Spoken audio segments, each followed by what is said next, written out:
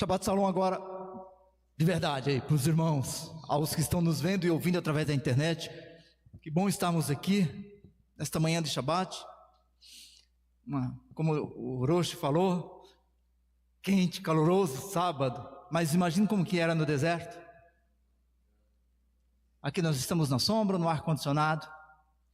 Será que é porque alguns acham que Israel de hoje não é o mesmo Israel bíblico? Porque eles lá têm hoje muitas edificações modernas, coisas de primeiro mundo, cidade tecnológica, e tem conforto, tem ar-condicionado. Será que é por isso que eles dizem, alguns, né? Uns doidos por aí dizem que não é o mesmo Israel da Bíblia? Deve ser por isso, eu acho. Irmãos, nós estamos na última paraxá do livro de Gênesis, paraxá número 12. Fomos aí a já um quinto da Torá. Proporcionalmente estamos realmente um pouquinho a mais de, acho que 20% de toda a Torá. Mas aqui se encerra o ciclo dos patriarcas. Uma história familiar, um romance familiar, muito bonito, que se inicia ali no capítulo 37 de Gênesis. É uma leitura rápida, para quem nunca pegou assim e leu direto, é muito bonito. Você começa a história de José a partir do capítulo 37. Vai estilar a paraxá, e é cativante a leitura. Tem muitos dramas, muitos conflitos familiares, mas Deus sempre intervém no caos e apresenta uma segunda chance, um renovo. Quando tudo parece perdido, destruído, está acabado, não dá mais para continuar. Aí Deus vem e mostra: é daqui que eu vou fazer algo novo para vocês. É por aqui que você vai caminhar. Mas não tem como a gente encerrar Bereshit sem voltar a Abraão. Não dá. Porque assim, Abraão, quando 75 anos, achando que não tinha muitos projetos mais para a vida e com plano de aposentadoria garantido, os boletos pagos, tudo tranquilo, já rico, Deus diz agora que a tua história vai começar. É agora. Começa saindo daí, que não é o lugar que eu quero que você esteja. Isso tudo é muito bonito. Mas o ponto que mais me impressiona na vida de Abraão não é a saída da terra. Não é o momento em que ele vai apresentar. Irmãos, eu já chego lá na paraxá e hoje vai ser rapidinho, tá? Não vou demorar muito não, uns 20 minutos, 20, meia hora, só para vocês ficarem animados, tá quente, né? Que bom, irmão, vai acabar rápido. Mas o momento mais impressionante, eu entendo que é no momento em que a Sara morre, e Abraão vai procurar um lugar para enterrar. Saiu de lá de Ur dos Caldeus, que mais ou menos aí uns 1000 e poucos quilômetros que ele andou. Não muito fácil, né? Andar naquela região, naquela época, nessa região. E agora está lá Abraão com a sua morta, Sara. Deus havia prometido uma terra que daria a ele. Mas Abraão chega na terra e não tem um palmo onde pôr o pé e dizer: é minha terra. Não tinha, mas estava lá com a morte. Imagina a dor, a angústia de agora estou sozinho, tenho que cuidar do Isaac e não tenho a terra.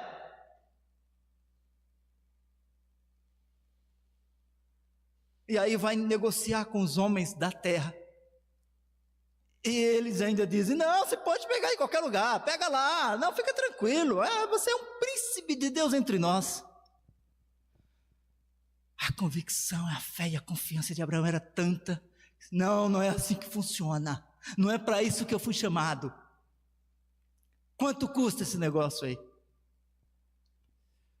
Aí Abraão cravou a bandeira da promessa que Deus tinha dado a ele.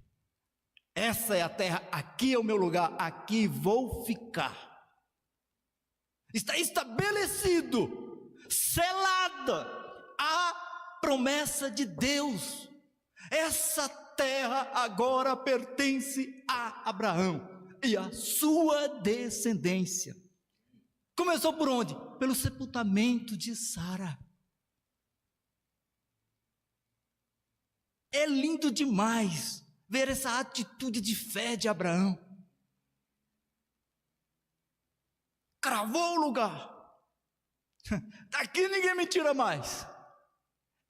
Aqui está selado o pacto, a aliança com Deus. Aí vem Isaac, né? Isaac, como dizia a minha mãe de abençoada memória, nem é língua nem é beiço. É aquela coisa que passa assim que você quase não percebe muito a história dele. Mas aí começa o drama, a vida de Jacó. Meu principal personagem, Natanar.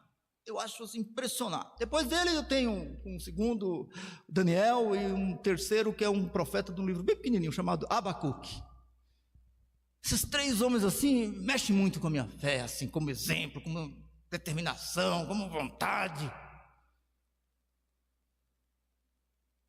Mas Jacó, cara pacato, tranquilo, não fazia barulho, não falava alto como eu, mas sabia muito bem para que ele tinha sido chamado. Sabia muito bem qual era o seu papel. Para que Deus o chamou. Dá vontade de ter fé, assim como Jacó. Dá vontade, irmão. É muito impressionante. Então, a partir do capítulo 37, a gente começa essa construção desse romance familiar ali. Mas é muito bonito, muito linda essa história. Leiam, por favor, quando vocês cheguem em casa no Shabat, esqueça um pouco aquelas maratonas de séries da Netflix, esqueça isso, irmão. Dê um tempo especial, leia, isso é imprescindível para entendermos o que hoje nós somos, por que estamos aqui, por que fomos inseridos. Hoje Deus nos incluiu, nos inseriu na história do povo judeu, graças a essa família, graças a esses patriarcas, graças à vontade, à determinação de Jacó. O seu papel de preservar, de manter a família unida, de criar uma identidade para eles. Olha, é assim que vocês precisam viver e fazer, porque lembrem-se do que sou. Não é pouca coisa. Não é uma coisa qualquer. Você pode ter todo o dinheiro do mundo, toda a riqueza, ser um cara super inteligente, ser um Elon Musk da vida, mas se você não estiver inserido nesse plano, nesse projeto de Deus, através dos patriarcas, que culmina aqui, com Jacó e José, como diz o rabino Shulam, você é um estúpido, você não vai a lugar nenhum. Mas o que vamos focar aqui é a renovação da aliança. Aqui vai rir e viveu, quando Jacó já está ali com seus 147 anos, interessante que ele viveu 17 anos na terra de Goshen, que seria hoje como um apartamento luxuoso ali, numa quadra ali em frente ao Central Park nos Estados Unidos. Mas ele não queria continuar ali. Ele tinha até dinheiro para comprar ali uma bela de uma mansão, mas ele não queria. Não queria ficar e viver no Egito. Ele queria voltar para o lugar que Deus deu como herança. Porque a terra que Deus prometeu a eles, como eu disse aqui a última vez, nos slides aqui que eu pus, eu acho que não vou fazer esse negócio de slide não, que eu me atrapalho muito na hora de falar. E hoje ainda bem que o negócio não está funcionando. Há uma conexão, irmãos, de bênçãos eternas na terra. Você não tem como separar, desvincular Israel da terra, a terra de Israel. É uma tríplice: Deus, o povo e a terra. O Rabino Sholem disse que o pai dele, antes dele morrer, fez ele jurar. E olha que ele disse que o pai dele era ateu, hein? Que ele viveria em Israel, morreria em Israel e seria enterrado em Israel. Por que será, hein? Percebe a conexão, o fazer sentido da existência, o simbolismo que isso representa? Todo judeu, no mínimo, que tenha um mínimo de noção no mundo hoje, deseja voltar, deseja morrer, deseja se enterrar em Israel.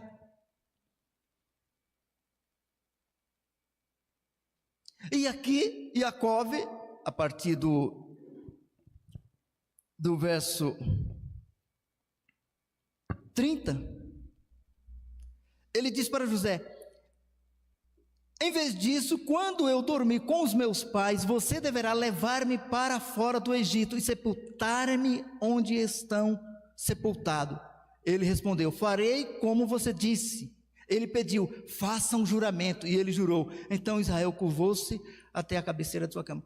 Pense, não me deixe aqui, hein? Eu não tenho nada com isso, meu negócio é com a terra, no lugar em que Deus prometeu. Então isso aqui está sendo dito o seguinte, irmãos: há uma reafirmação aos filhos, aos seus descendentes. Deus nos fez uma promessa, Deus nos deu uma terra, e para lá que nós temos que voltar.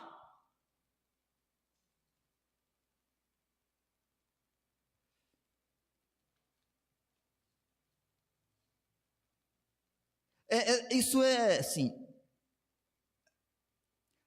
É tão importante a gente ressaltar isso, porque hoje existe aí um grupo de pessoas que anda dizendo que o mesmo Israel, o Israel de hoje não é o mesmo Israel bíblico. E a minha esposa, uma mulher, mas pense numa pessoa pacata, assim, para discutir teologicamente, ela é bem tranquila, não se incomoda assim com nada, ela é bem certa daquilo que crê, e assim tá bom, não discute com ninguém. Outro dia eu cheguei lá em casa, ela veio com um videozinho lá mostrando um pastor, um teólogo, dizendo que, irmãos, eu fiquei muito nervoso com aquilo lá, dizendo que esse Israel de hoje não é o Israel da Bíblia. Esse Israel de hoje não tem nada a ver, que aquele Israel já passou, que agora vivemos uma nova situação, um novo momento.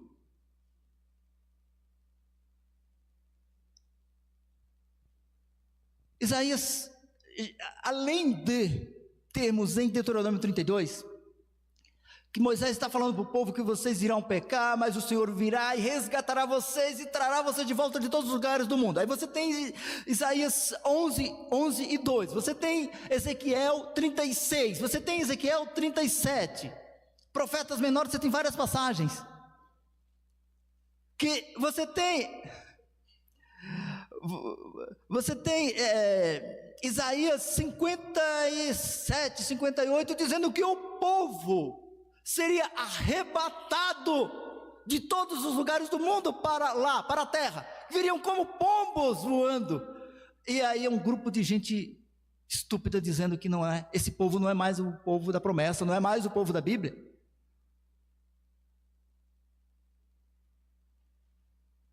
Pense. Que bom que você está aqui, que bom que você hoje vive a restauração, que bom que você hoje está tendo esse entendimento. Porque há uma confusão tremenda aí fora, há um espírito levando você a corromper a sua fé, a se distrair e se afastar de Deus, porque quando você não estar andando conforme a vontade, a revelação do Eterno, sua fé vai se corrompendo, uma hora você vai se cansando, se distanciando e se perdendo. Então é muito importante, é vital para a nossa fé, para a nossa comunhão com Deus, nos apegarmos aos seus ensinamentos, à sua revelação, nos apegarmos àquilo que Ele revela, que instrui em sua palavra. Não caia no conto aí dos que pensam que sabem muita coisa e não sabem nada. Então, aqui na terra de Gozem, Jacó viveu 17 anos sob a sombra de José e a riqueza do Egito, totalizando 147 anos. Antes de morrer, ele chamou seu filho e disse: se achei favor aos teus olhos, por favor, ponha a mão debaixo da minha coxa e usa de bondade e verdade comigo. Por favor, não me enterres no Egito. Ele pediu para ser levado para fora do Egito e enterrado no lugar do sepultamento de seus pais.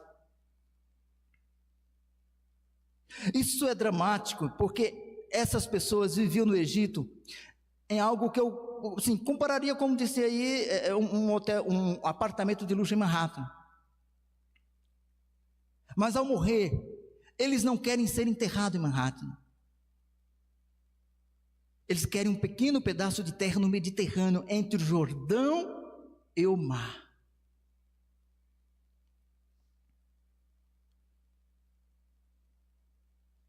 É esse pequeno pedaço de terra que reúne aos seus antepassados, que os consagra e os leva de volta a uma aliança, a uma promessa com o Deus eterno, ao Deus que cuidou deles, ao Deus que fez a coisa acontecer passo a passo. Tudo que Israel é hoje, tudo que existe em Israel hoje, irmãos, é resultado do passo a passo da paciência de Deus em lidar com esse povo. Ainda que não reconheçam em sua maioria a Yeshua como o Messias, como o Salvador, mas isso resultou no que somos hoje, na nossa fé, na nossa salvação. Como podemos desprezar, ignorar isso, irmãos? Como podemos achar que isso não é plano, não é projeto de Deus, de que Deus não está nesse negócio? Como? Com Deus não se brinca. Sua palavra não volta vazia. Suas promessas se cumprem. Por mais que a gente ache que está demorando demais, eu não estou mais aguentando, ela se cumpre ao seu tempo. Deus se manifesta trazendo refrigério, um renovo.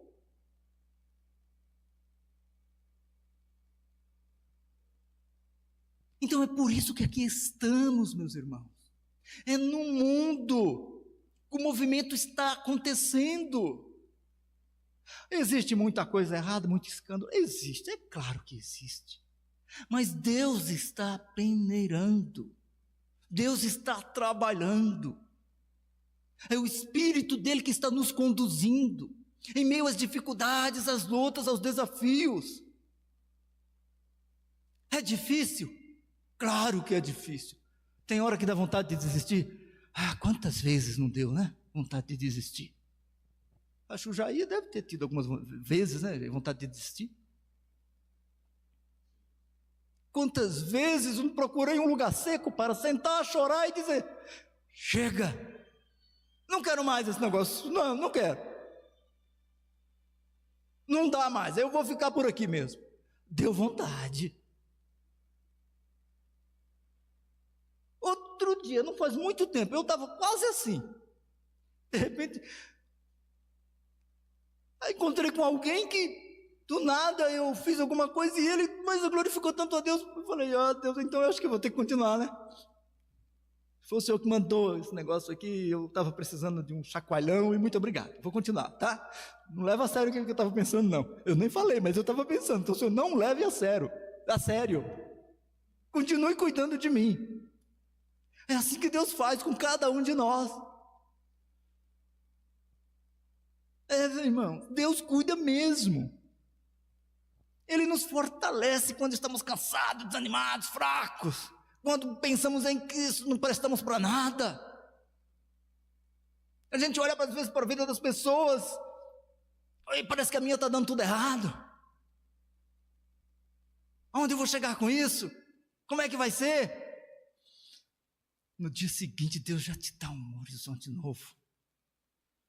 Te renova a esperança. Outro dia eu estava descendo para Joinville, mas foi impressionante, assim, eu no volante assim quase chorei. Eu estava descendo para Joinville e estava uma chuva, assim, eu perdi a visão, pensei, meu Deus, eu fiquei pensando na família que ficou em casa, eu falei, será que eu vou sair dessa? Sabe, irmãos, e tinha uma pessoa que trabalhava comigo, que estava do lado assim, eu olhei para ela estava pálida assim, desmaiando do medo.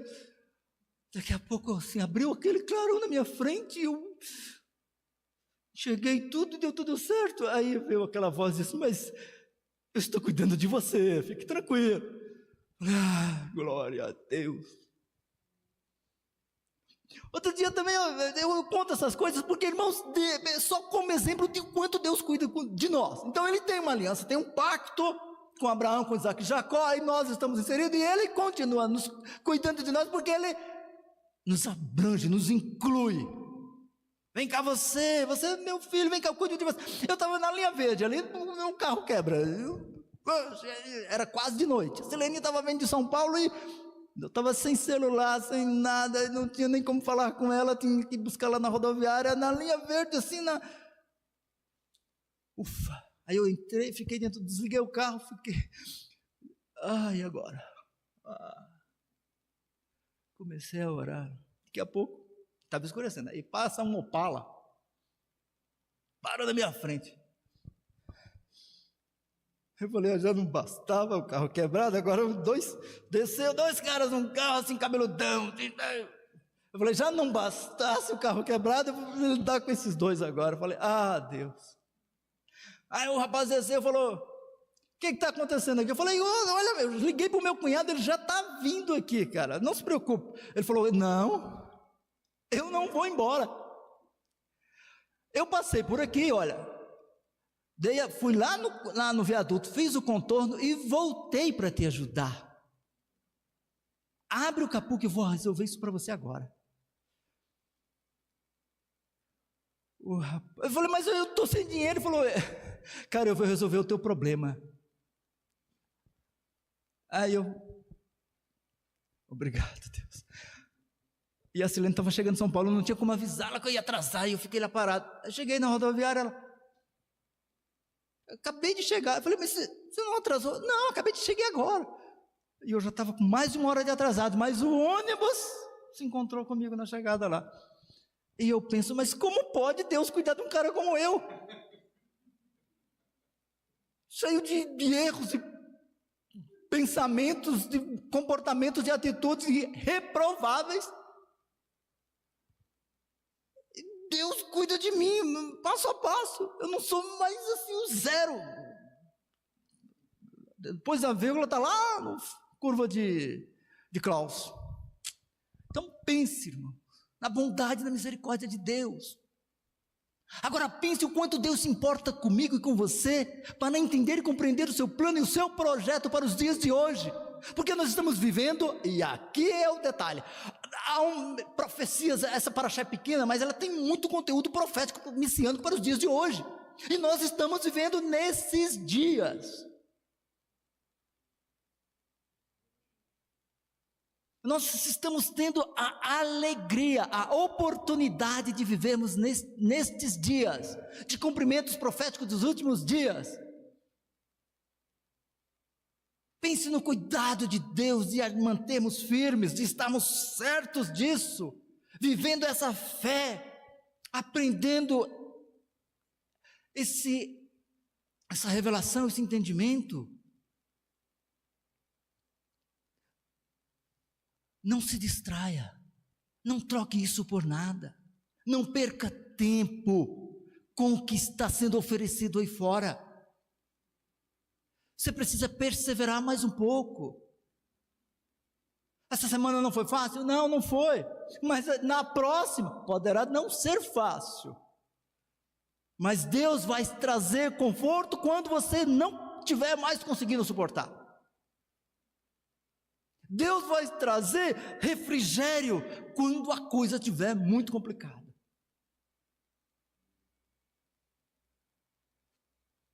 Irmão, está fácil para você, né? Está falando isso.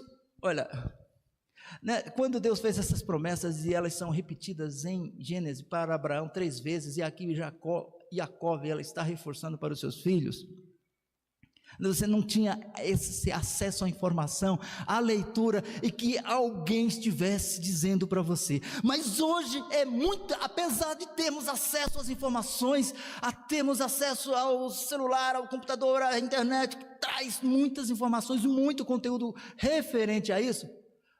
Aí é que precisa ser reforçado na sua alma o quanto é importante você estar certa destas promessas, desta aliança, porque há um investimento pesado em distrair a sua mente, em distrair suas emoções, seu coração.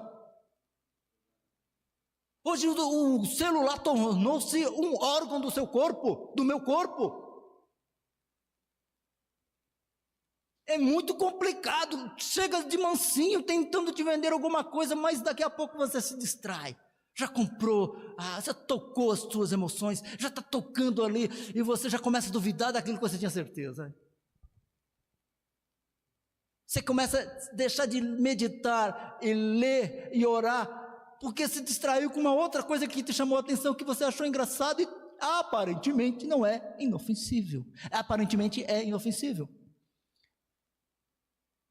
Irmãos, eu vou dizer aqui uma coisa, olha, não é brincadeira. O cristianismo no mundo é a maior religião, mais de 2 bilhões de pessoas, e a segunda fica lá atrás.